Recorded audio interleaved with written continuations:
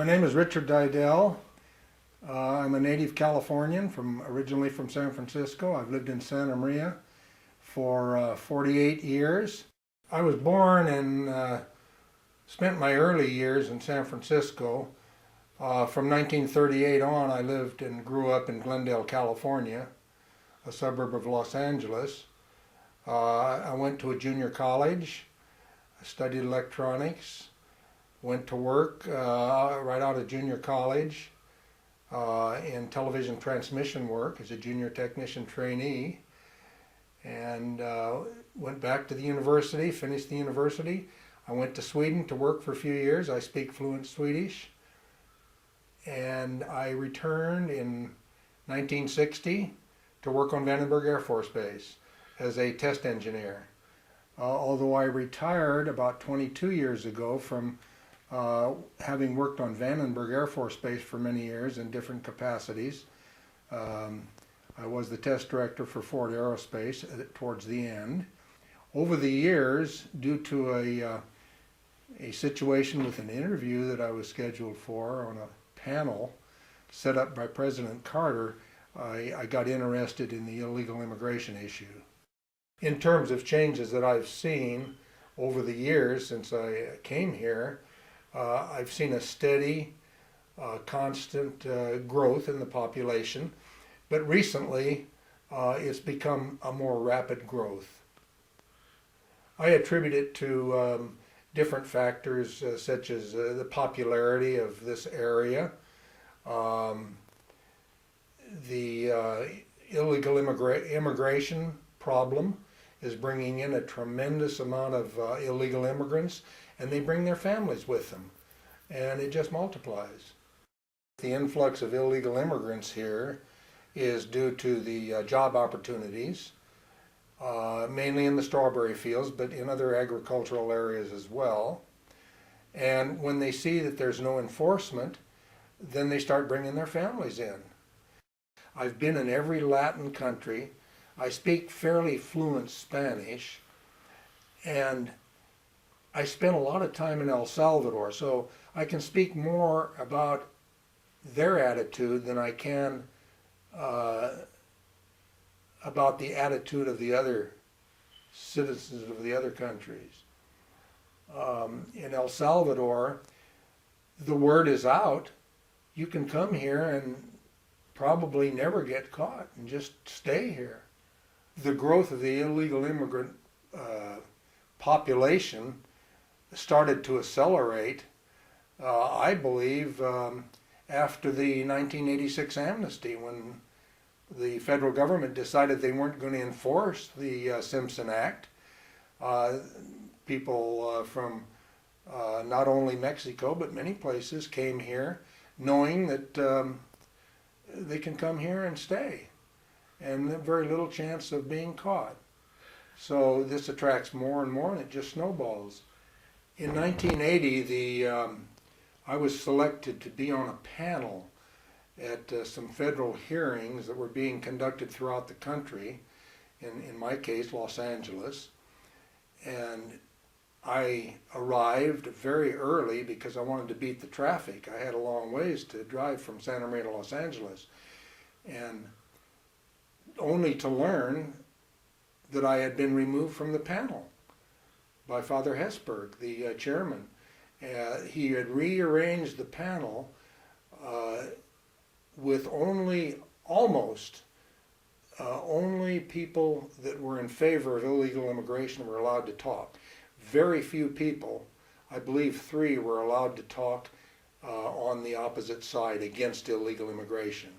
I believe that I was removed from the panel along with many, many other people from other panels and the panel that I was on for political reasons. The chairman, Father Theodore Hesburgh, the president of Notre Dame, didn't want to hear the other side, didn't want the people to hear the other side. I remained throughout the morning session and listened to all the testimony, almost all of which was oriented towards support for illegal immigrants. These people were victims of society. they should be allowed to work here. It would go on and on. They had all kinds of different reasons to justify their position.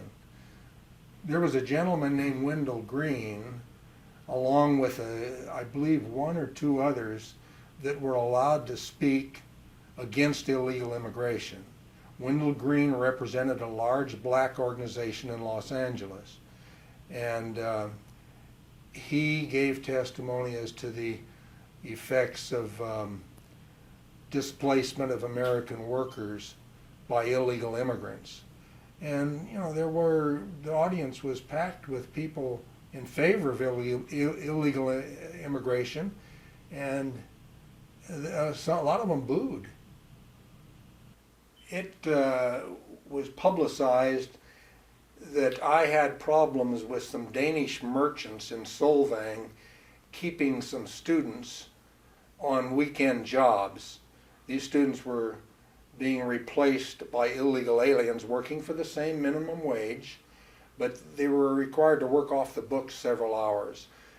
And I was lining up my students with junior technician trainee type jobs on Vandenberg and as dishwashers and low-level jobs in restaurants in the Solvang area.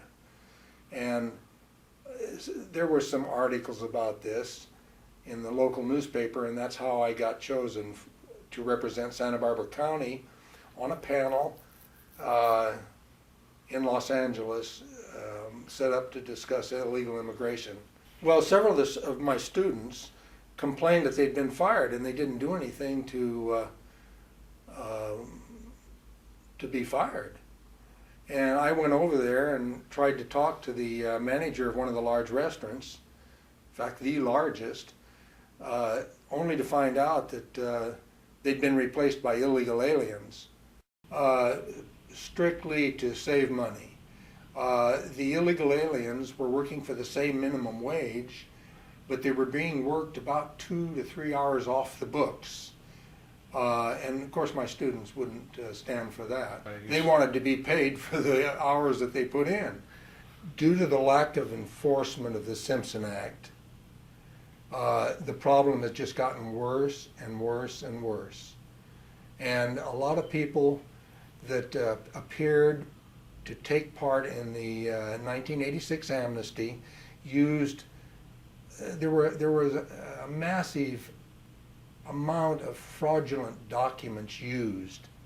So many of them came in illegally. They didn't even qualify for the amnesty. And nothing was done by the federal government. For a number of years, like 20 years, even though I spent a great deal of time at my other home in Costa Rica, while I was here in Santa Maria, I would substitute teach for the high school district because I liked to do it. I didn't do it for the money. And on Cesar Chavez Day, several years ago when they had these giant demonstrations, I was very briefly interviewed on the local television channel.